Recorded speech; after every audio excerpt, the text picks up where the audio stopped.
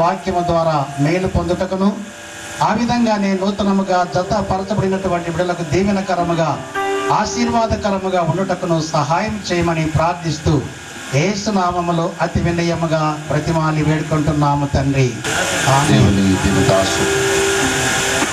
Reverend David Paul గారికి, mister missus David Paul గారికి ఈ రాత్రి కాలము ఈ ప్రత్యేకమైనటువంటి ఈ కృతజ్ఞత రిసెప్షన్ ప్రోగ్రాం నన్ను ప్రేమతోటి ఆహ్వానించినటువంటి మా ప్రియులు ఆంధ్ర ఇవాంజలికల్ లూథరన్ సంఘంలో ఎగ్జిక్యూటివ్ కౌన్సిల్ మెంబర్గా పనిచేస్తూ మరనేక శాఖలలో బాధ్యత కలిగినటువంటి దేవుని దాసుడిగా ముందుకు వెళుతూ తనుబాడు కాలేజ్ ఆఫ్ ఎడ్యుకేషన్కి ఒక కీలకమైనటువంటి బర్సార్గా వ్యవహరిస్తున్నటువంటి ప్రియులు కృపాకర్ గారికి, అలాగే అడిపి వారి కుటుంబ సభ్యులందరికీ మరి ప్రత్యేకముగా నేటి రాత్రి కాలము దేవుని పాద సన్నిధిలోనికి చేర్చబడిన ఏఎల్సి పాస్టర్స్కి, పాస్టర్మ గారులకి మరియు అనేక సంఘాలలో పరిచయం చేస్తూ ఈ ప్రాంతంలోకి వచ్చినటువంటి దైవజనులకు, సేవకులకు, సేవకురాలు ప్రభు యొక్క రక్తములో కడగబడి విమోచింపబడి ఆయన సంఘాలలో చేర్చబడినటువంటి విశ్వాసులందరికీ ప్రభువును రక్షకుడైన యేసుక్రీస్తు వారి ఘనమైన నామములో నా హృదయపూర్వకమైనటువంటి శుభవందనాలు తెలియజేస్తున్నాను.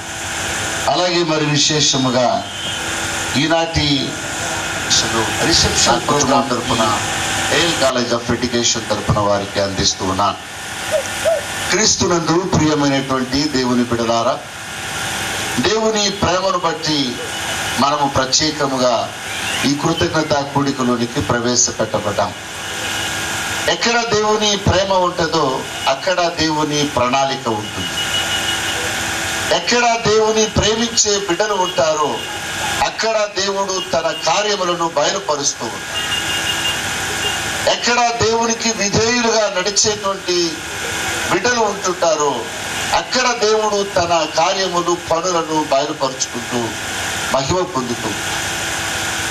ఈ రాత్రి నేను విశ్వసించేటువంటి గొప్ప సత్యం ఏమిటంటే, మనము దేవుని ప్రేమిస్తూ ఉంటాం, దేవుని ఘనపరుస్తూ ఉంటాం, కానీ దేవుని కార్యములు మన ద్వారా దేవుడు బయలుపరుచుకుంటూ ఉంటాడు అనేటువంటిది మనము నమ్మాలి. వివాహ సందర్భంలో మనము ప్రత్యేకమైనటువంటి లేఖన భాగాలు చదువుకుంటాం.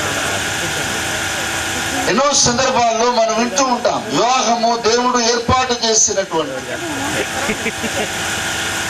ఇది దేవుని యొక్క ప్రణాళిక, ఇది దేవుని యొక్క సంకల్పము అని మనము వింటూ ఉంటున్నాం.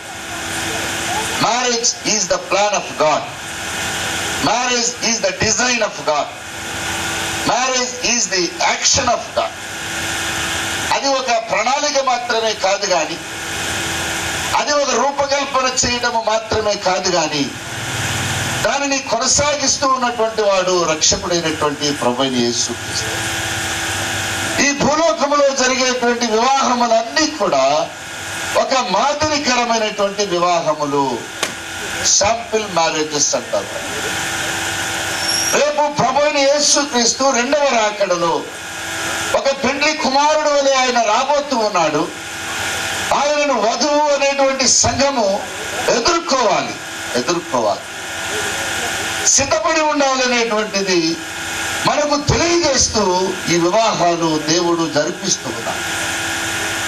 దేవుడైన యెహోవా మరి అనేక భూజంతువులను ఆదాము వద్దకు తీసుకుని వచ్చెను. రెండు తీసుకొచ్చాడు. ఎందుకు తీసుకుని వచ్చాడు అంటే ఆదామును సిద్ధం చేస్తున్నాడు. ఇది కూడా రెండు వచ్చినాయి, భార్యాభర్తలు వచ్చినాయి, నాకు కూడా భార్య కావాలి అనేటువంటి ఆ సెన్స్ ని దేవుడు క్రియేట్ చేస్తున్నాడు. ఆదాము దగ్గరకు తీసుకుని వచ్చాడు అంటే దేవుడు చెప్పలేదు ఆదాముకి, నేను నీకు భార్యను సిద్ధము చేయబోతున్నానని ఆదాముకు తెలియదు. కానీ దేవుడు సిద్ధము చేస్తూ ఉన్నాడు. ఆదాము వాటికి ఏ పేర్లు పెడతాడు, ఏ ఉద్దేశంలో తనలో ఉన్నటువంటి సృజనాత్మకమైనటువంటి స్థితి బయటకు రావాలనేటువంటిది దేవుని సంకల్పం. దేవుని బిడ్డలారా, దేవుడు ప్రేమించి ఈ భూలోకంలో ఎన్నో కోట్ల కొలది వివాహాలు జరిపిస్తూ ఉన్నాడు. దానిలో భాగముగా మన ప్రియులు సహోదరి సహోదరులు మరి దానిలో పాలుభాగస్తులైనారు. అయితే నేటి దినము కృతజ్ఞతగా ఈ కూడికలో ఎఫ్ఎస్సీలకు రాయబడినటువంటి పత్రికల నుండి కొన్ని వచనాలు మనము చదువుకున్నాం. ఈ ఎఫ్ఎస్సీలకు రాయబడినటువంటి పత్రిక చాలా విశేషమైనటువంటి పత్రిక. పౌలు గారు రచించినటువంటి 14 పత్రికలలో ఇది చాలా ప్రాముఖ్యమైనటువంటి పత్రిక, కీలకమైనటువంటి పత్రిక. మొట్టమొదటి అధ్యాయములో విశ్వాసులు క్రీస్తులో ఏమై ఉన్నారు అనేటువంటి గొప్ప మర్మాన్ని ఆయన బయలుపరుస్తూ వచ్చారు. విశ్వాసులు, రక్షింపబడిన వారు, దేవుని బిడ్డలు క్రీస్తులో ఏమై ఉన్నారు? What are the privileges given by the believers in first chapter. చాలా మంది విశ్వాసులకు అవగాహన తక్కువ. మేము ఏమై ఉన్నాము క్రీస్తులో. 9 మర్మాలు మొదటి అధ్యాయంలో బయలుపరిచాడు.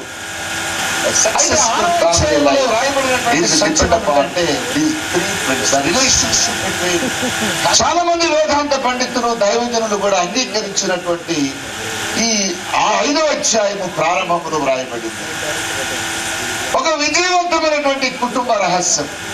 భార్యాభర్తలు సంతోషముగా, సమాధానముగా దేవునితో కలిసి ఘనపరుస్తూ నడిచేటువంటి ఆ మర్మాలు ఈ 5వ అధ్యాయంలో 22 నుంచి క్రీస్తుకు సంఘమునకు ఉన్నటువంటి అంశాలతోటి పొందుపరుస్తూ ముందుకు రాస్తూ వచ్చారు.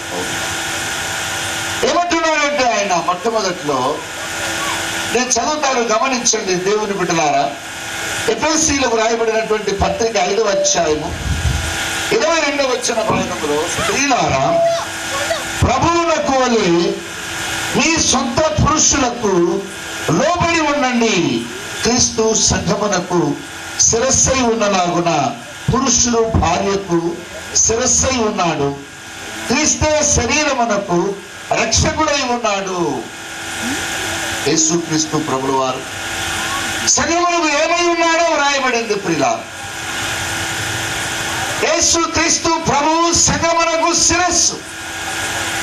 He is the head of the church and I.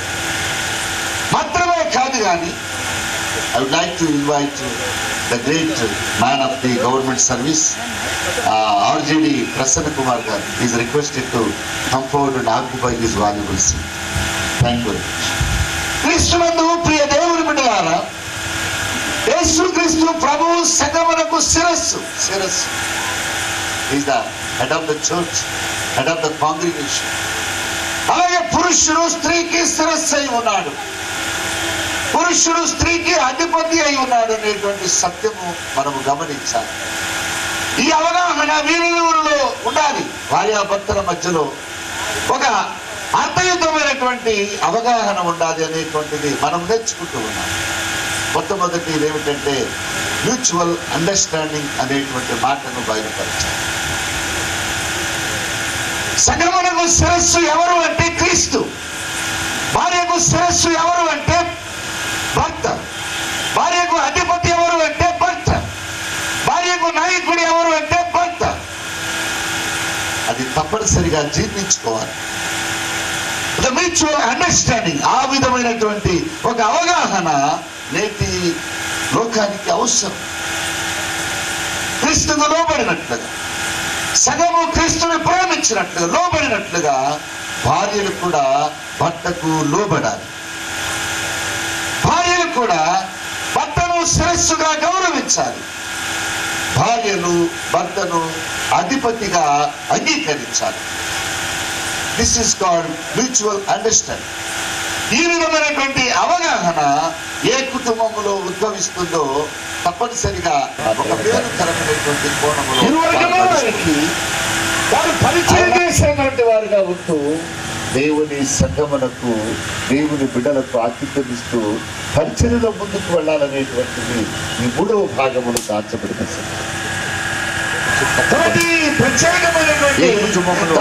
మంచి అవగాహన ఉంటుంది. ఏ భార్యాభర్తల దంపతుల మధ్యలో మంచి ప్రేమ ఉద్భవిస్తుందో, ఏ భార్యాభర్తల మధ్యలో పరిచర్య ధర్మం అనేటువంటిది నెలకొల్పబడుతుందో వారు బహుగా దీవించబడటానికి ఆ మూల కారణాలు ఉన్నాయి. దేవుడు మహిమ పొందుతాడు.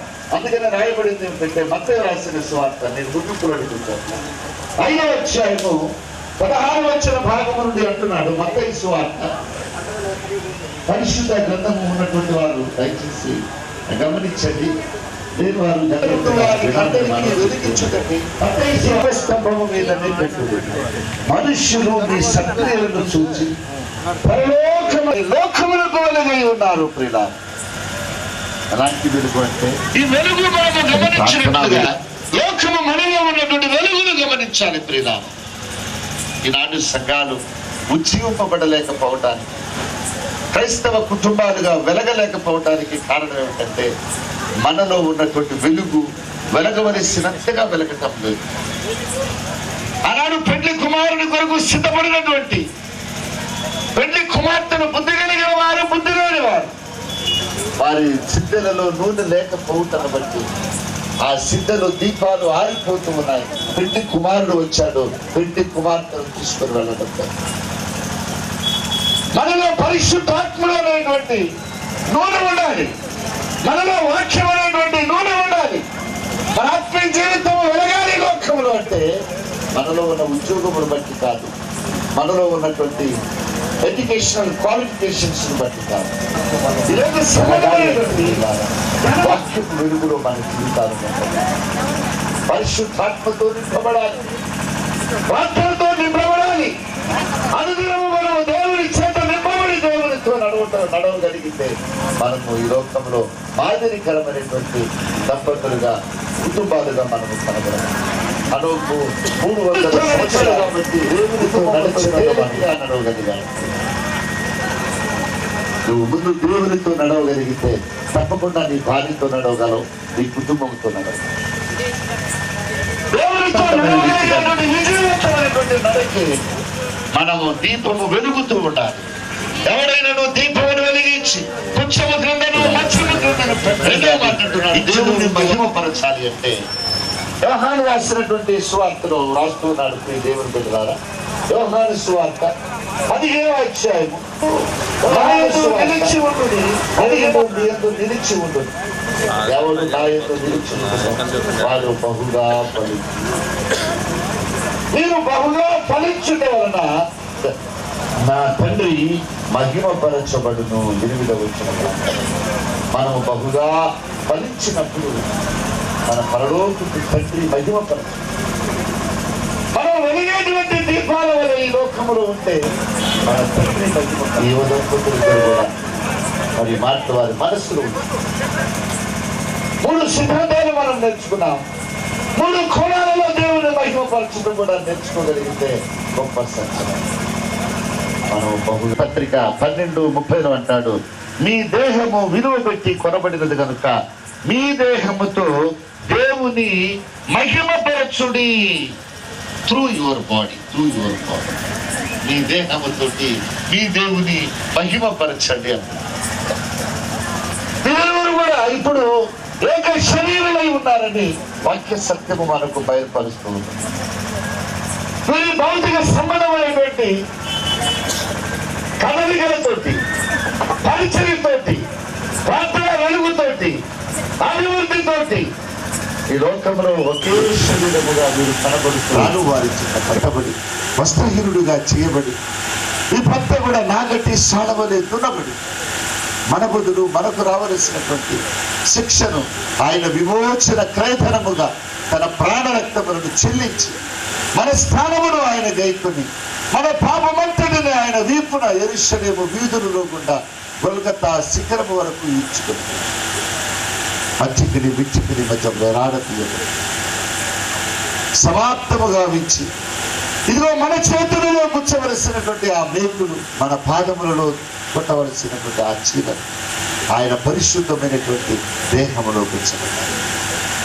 శిరమ మీద ముండ్ల మకుటము చేత మక్కబడి 10,000 మంది స్త్రీలలో గుర్తింపదగినటువంటి సుందరులు స్వరూపమైనను సొగసైనను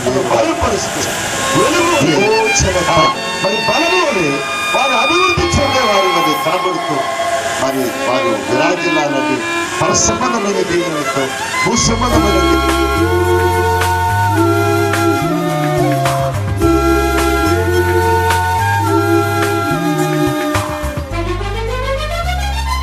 రండి ఉత్సాహించి పాడుదము, రక్షణ దుర్గము మన ప్రభువే. రండి కృతజ్ఞతా స్తోత్రముతో రారాజు సన్నిధికే గుదము. సత్ప్రభు నామము కీర్తనలన్ సంతోషగానము చేయుదము. రండి ఉత్సాహించి పాడుదము, రక్షణ దుర్గము మన ప్రభువే.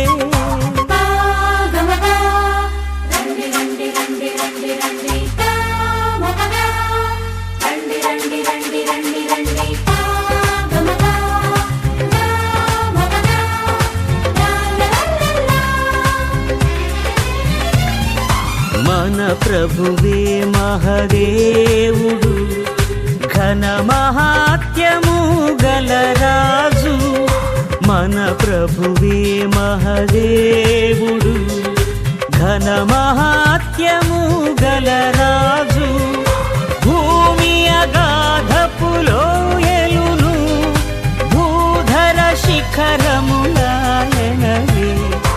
రండి ఉత్సాహించి పాడుదము, రక్షణ దుర్గము మన